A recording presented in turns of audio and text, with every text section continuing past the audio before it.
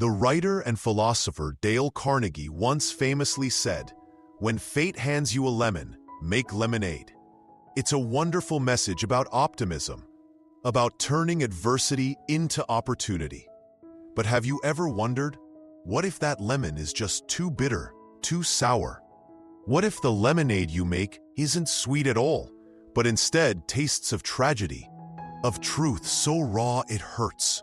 Today we are going to taste a glass of lemonade, just like that. One mixed for us by one of the greatest literary giants of all time, Victor Hugo. And the lemon that fate handed him was an immortal architectural marvel, the Notre-Dame Cathedral. But I must warn you, this drink is not sweet.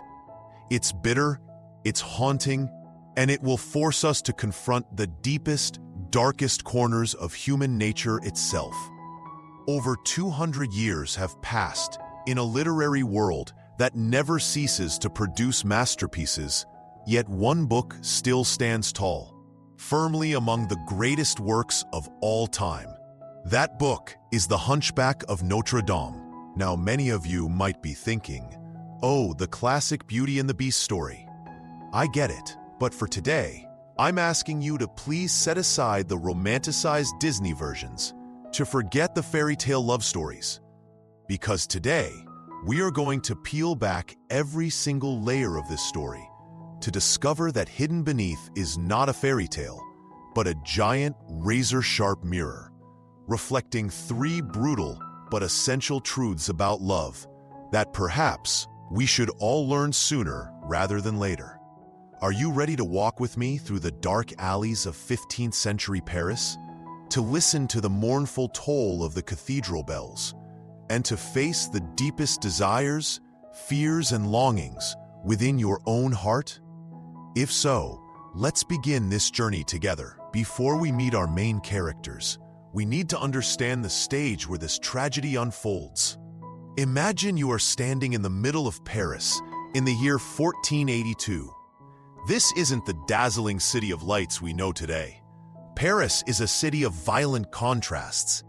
At its center, towering and majestic, is the Notre-Dame Cathedral. It's more than just a building. It is the heart, the very soul of the city.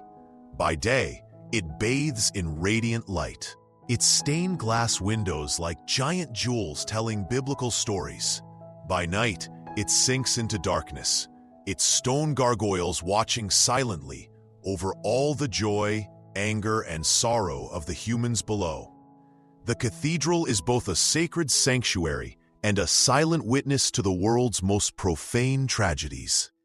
And right at the foot of the cathedral lies the Place de Grève, the public square. This is where life and death mingle in the most naked way imaginable. By day, the square is alive with laughter, with the calls of merchants, with the festive drums of traveling performers.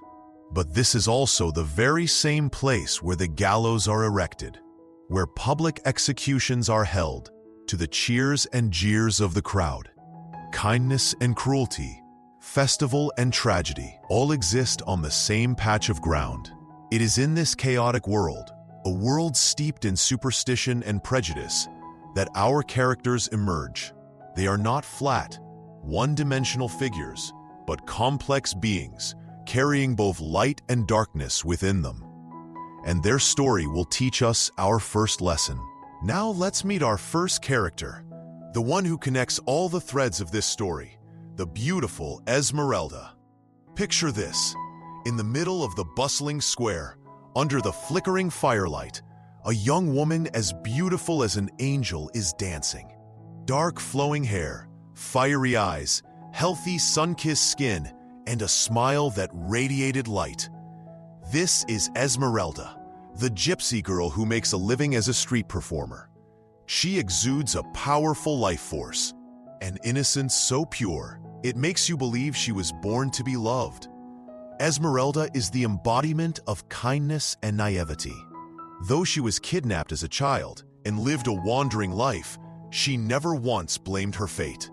Her heart is as clear as crystal, and it is precisely because of that purity that she falls into a classic trap of love. The man who captures her heart is Captain Phoebus de Chateauperes.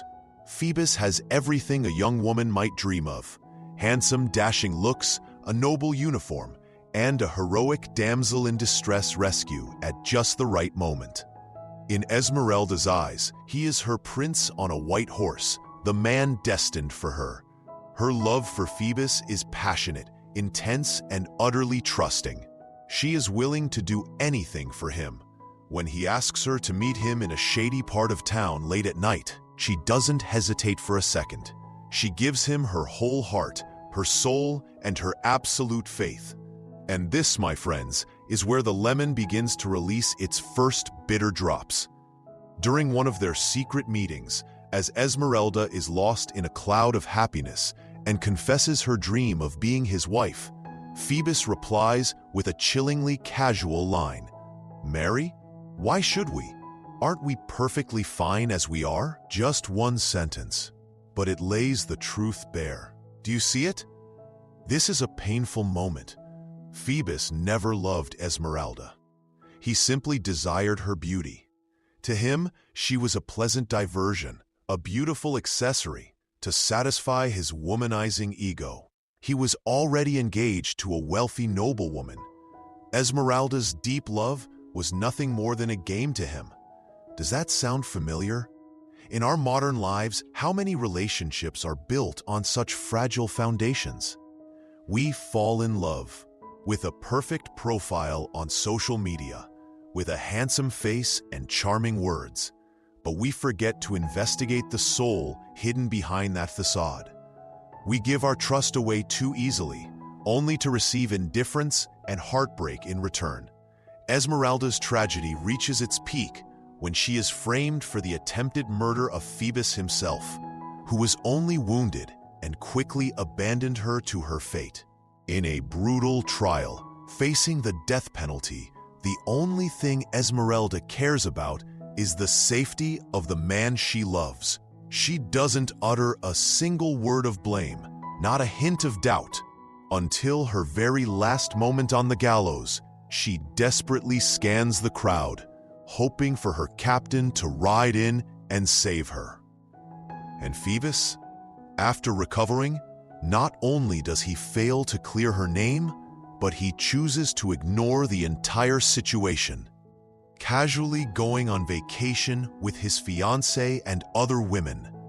His indifference was crueler than any knife. This story teaches us the first and most painful truth: never bet your entire life on a love built on appearances. There's a powerful saying: you can measure the sky, you can measure the earth, but you can never measure the human heart. Don't use your sincerity to test another person's heart, and don't assume that if you love with all your being, they will love you back in the same way. Because behind the promises and romantic gestures can lie an empty heart, a bottomless pit of selfishness and greed. Love, yes, but always keep a part of your wisdom for yourself, a path of retreat to protect your own heart. That isn't pessimism, that is realism. If Esmeralda's love for Phoebus was the tragedy of innocence, we now turn to a different kind of love, the tragedy of intellect and piety. We are about to meet one of the most complex and haunting characters in all of literature, Archdeacon Claude Frollo. Frollo is not a simple villain. Victor Hugo masterfully builds him up as a nearly perfect man. Frollo is a scholar and a genius with vast knowledge spanning theology, law, and medicine. He comes from nobility but lives a simple ascetic life, dedicating himself to the church and to his younger brother. He is respected by all and seen as a symbol of virtue and wisdom. His kindness is even demonstrated by his adoption of 2 abandoned children. One is the poet Gringoire, and the other is Quasimodo himself, a creature so deformed he was abandoned by his own mother, seen by all as a demon. Frollo defied everyone, brought Quasimodo into the cathedral, raised him, and gave him a home in the bell tower. Such a man should have been a living saint. But, my friends, within every single one of us, no matter how good, there exists a shadow, a dark part of ourselves we try to hide. The psychologist Carl Jung called it the shadow self, and Frollo's shadow was awakened on the fateful day he saw Esmeralda dance. Her earthly, vibrant beauty was like a torch that burned down the walls of piety he had spent 35 years building. The love he felt for Esmeralda was not pure. It was physical desire. It was obsession. It was a tormenting battle between his faith and his lust. That love did not bring him light. It plunged him into the deepest darkness. He became trapped in the mire of his one-sided love. He spied on her from the top of the tower, his soul consumed by misery. He could not have her, but he could not let her go. This love didn't make him noble. It twisted him into a selfish demon. When he heard that Esmeralda might marry someone else, jealousy drove him mad. It was Frollo who instigated Quasimodo to kidnap her. And when that plan failed, in a fit of wild jealousy upon seeing her with Phoebus, it was Frollo who lunged from the shadows, stabbed the captain, and fled, leaving Esmeralda to take the blame for his crime. Do you see it? This is a horrifying moment. The man the world revered as a paragon of virtue was, in fact, the source of all the evil. On many book forums, readers debate Frollo endlessly. Some despise him, but others feel a sense of pity. They argue that Frollo's tragedy is the tragedy of repression. A society that was too strict, a faith that was too extreme, crushed his natural human emotions. So when they finally erupted, they erupted with destructive force. The peak of his selfishness comes when Esmeralda is imprisoned. Frollo visits her in her cell and gives her a cruel choice: be his or die. He doesn't say, "I love you." He says, "I want you." That isn't love, it's possession. When Esmeralda refuses him, Frollo hands her over to the executioner without a second thought. He would rather see the woman he loved die than accept her belonging to another, or even to herself. Frollo's story teaches us the second truth. Behind passionate obsession can lie the ultimate selfishness. True love is wanting the best for the person you love, even if that means they aren't with you. But Frollo's love, and the love of many of us at times, is, if I can't have you, no one can. It is a love born from the ego, from a sense of lack and fear, not from an open heart. It reminds us to be vigilant with our own emotions. When you love someone, ask yourself, do you love them for who they are, or do you love the feeling of possessing them? Do you want them to be happy, or do you want them to be yours? The line between love and possession can be perilously thin. We have journeyed through the tragedy of innocence and the tragedy of piety. Now we arrive at the heart of the story, with the character whose name has become synonymous with the novel itself. Welcome to the silent world of Quasimodo, the Hunchback of Notre-Dame. Quasimodo is a perfect contradiction. If Phoebus was handsome but hollow, and Frollo was pious but poisonous, then Quasimodo, trapped in a body seen as monstrous, held the soul of an angel. Try to imagine his life. He was born a mistake of nature, a hunched back, a limping leg, a face with only one eye, and the tolling of the great bells had left him almost completely deaf. From the time he was a child, he was rejected by society, despised and treated as a freak of nature. The coldness of the world had made him gruff, withdrawn, and hostile. His world consisted of only two things: the stone statues of the cathedral and his adoptive father, Frollo. He lived like a walking demon, until one day he met Esmeralda. The first time they met, Quasimodo was following Frollo's orders to kidnap her. But he was caught and sentenced to be flogged in the public square. This is one of the most powerful scenes in all of literature. Quasimodo is tied to the wheel, the leather whip tearing at his flesh, but the physical pain was nothing compared to the agony of being mocked and jeered by the entire crowd. He was thirsty, and he cried out in desperation, "Water." All he received were insults and stones thrown at him. Even Frollo, the father figure he worshipped, turned his back on him. And in that moment of absolute despair, an angel appeared. Esmeralda, the very woman he had tried to abduct, pushed through the hateful crowd, walked up to him, and gently, tenderly lifted a flask of cool water to his parched lips. That single drop of water didn't just quench his physical thirst. It irrigated an entire soul that had been left barren by rejection and hatred. That water washed away all the bitterness inside him, and for the first time in his life, the monster of Notre-Dame cried. A single tear rolled down his disfigured face, but it was the most beautiful tear in the world. From that moment on, Esmeralda became Quasimodo's reason for living. His love was not the desire of Frollo or the vanity of Phoebus. His love was protection, devotion, and absolute loyalty. He loved her with the purest heart, demanding nothing, expecting nothing. When Esmeralda was sentenced to death, it was Quasimodo who performed an act of breathtaking heroism. He swung down from the top of the tower on a rope, like a god descending from the heavens, fought off the executioner, and snatched her from the gallows.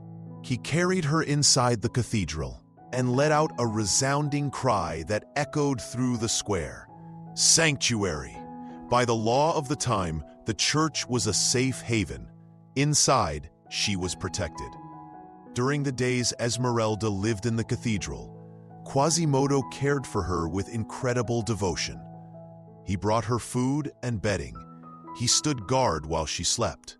He even gave her a whistle so that if she ever needed him, she could blow it, and he would come instantly, even though he could barely hear it. But the tragedy remains a tragedy. While grateful for his kindness, Esmeralda was still terrified of his appearance. Her heart still yearned for the handsome, worthless Captain Phoebus. And here is the third lesson, the most beautiful and heartbreaking truth of all. True love comes from a kind soul, regardless of the outer shell. The writer Oscar Wilde once wrote, "The ugly can be beautiful, the pretty never." Quasimodo is living proof of this idea. He teaches us a priceless lesson about looking beyond the surface. In a world obsessed with physical beauty, with standards set by social media, Quasimodo's story is a powerful reminder. A true partner, a reliable companion, doesn't need to be beautiful or rich, but they absolutely must possess one core quality: kindness. Goodness and sincerity are the only solid foundations for any relationship. In the end, when Esmeralda is tricked by Frollo, dragged out of the cathedral, and hanged, Quasimodo, in a final act of despair, pushes his adoptive father from the top of the tower. Then he vanishes. 2 years later, when the vault where Esmeralda's body had been thrown was opened, they found 2 skeletons. One was that of the young woman. The other, with a crooked spine, was wrapped around her in a final, loving embrace. When they tried to separate them, both skeletons crumbled to dust. A tragic ending, but also one of haunting beauty. Quasimodo chose death to be with the one he loved forever. His love had transcended both life and death. So after journeying through these 3 love stories, what have we learned? Is it all just tragedy? Phoebus lives on, while the true lovers, Esmeralda, Frollo, Quasimodo, all die? This is where we need to step back and look at the bigger picture, and this is the most important moment of the entire book. Victor Hugo actually painted two parallel worlds coexisting in the Hunchback of Notre-Dame. The first world is the mundane world. This is the world we live in, a world governed by power, money, laws, prejudice, and material desires. The two characters who best represent this realm are Phoebus and Frollo. Phoebus is the embodiment of worldly selfishness. He pursues fame and lust, lives a superficial life, and ultimately marries for social gain. Frollo represents the power of knowledge and religion, but he too is dragged into the abyss by the rules and desires of this mundane world. Their fates, one living, one dead, are both tragic in their spiritual decay. They lived and died within the illusions created by human society. But there is a second world, the realm of love, or the kingdom of the spirit. This is a place where material values have no meaning. The two characters who belong to this realm are Esmeralda and Quasimodo. Esmeralda, with her innate goodness and kindness. Quasimodo, with his pure love and selfless sacrifice. They did not belong in the mundane world, and so they were crushed by its orders and led to their deaths. But do you see? Their physical death in the mundane world was their spiritual ascension in the realm of love. They could not be together in life, but in death they became one, their bones crumbling to dust together, forever inseparable. They achieved eternity in the kingdom of true love. Their death was not an end, but a beginning. As Hugo wrote, Paris breathes at night. The bells of Notre-Dame ring out. Who rings the bells? It is Quasimodo. That beautiful sound, which soothes the human soul, is the voice of love, God's message to us mortals. Wake up, escape from ambition and selfishness, and embrace sincerity and kindness. So what does this story have to do with our own journey of personal growth? A Zen master named Qinyan Wei Xin spoke of 3 stages in a person's perception of life. First stage, seeing mountains as mountains and water as water. Second stage, seeing mountains not as mountains and water not as water. Third stage, seeing mountains once again as mountains and water once again as water. The journey of reading and feeling The Hunchback of Notre-Dame is a journey through these 3 stages. At first, we are like Esmeralda, seeing the world with simplicity and innocence, seeing mountains as mountains. We see that Phoebus is handsome, so we believe he is good. We see that Frollo is pious, so we believe he is a saint. But then, as we delve deeper into the story, as the tragedies unfold, we enter the second stage, seeing mountains not as mountains. Our illusions are shattered. We see the rotten core behind Phoebus's beauty, the demon behind Frollo's piety. We become cynical. We see a world full of deceit and hypocrisy. Many of us get stuck in this stage, living a life of bitterness and mistrust. But the purpose of a great book is not to leave us there. It wants to guide us to the third stage. After witnessing all the evil and cruelty, but also having been warmed by the pure love of Quasimodo, we learn to see through to the essence of things. We return to the starting point, but with a completely different clarity. Seeing mountains once again as mountains, and water once again as water. Now, we can see Phoebus's beauty, but also the emptiness within. We can see Frollo's intellect, but it is also dangerous. And most importantly, we can see past Quasimodo's ugly exterior to his golden heart. We learn to accept the complexity of human beings, to cherish kindness wherever it exists, and to know that true love is not found in what the eyes see or the ears hear, but in what the soul feels.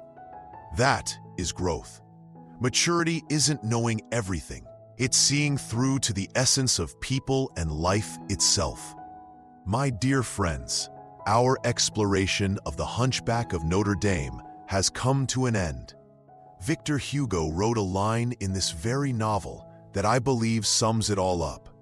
The human heart has a hiding place for love, a hiding place for hate, and a hiding place for everything in between. A better-known paraphrase is, the human heart is the thing that creates the greatest light, but alas, it is also the thing that creates the deepest darkness. Within each of us, there is a Frollo with selfish desires, a Phoebus with superficial vanities, but also a Quasimodo with the capacity for selfless love and an Esmeralda with a kind heart. Which part we allow to shine and which part we allow to sink into shadow, that is a choice we make every single day. Love, in the end, is a journey of learning. Learning to see past the surface, learning to listen to the soul, and learning to return to our own, most authentic, sincere selves. I hope that through this video today, you've not only learned more about a literary masterpiece, but have also gained some new perspectives on love, on humanity, and on your own path of growth. What do you think of these truths? Which character did you connect with the most? And what is the biggest lesson you're taking away for yourself? Please leave your thoughts in the comments section below. I would absolutely love to read them and continue the conversation with you all. If you found this video helpful and valuable, please consider giving Booksmart Insights a like to help spread this message to more people. Most importantly, please hit that subscribe button and the notification bell so you and I don't miss out on our next journey of discovery together. Thank you so much for listening. Take care, and I'll see you in the next video.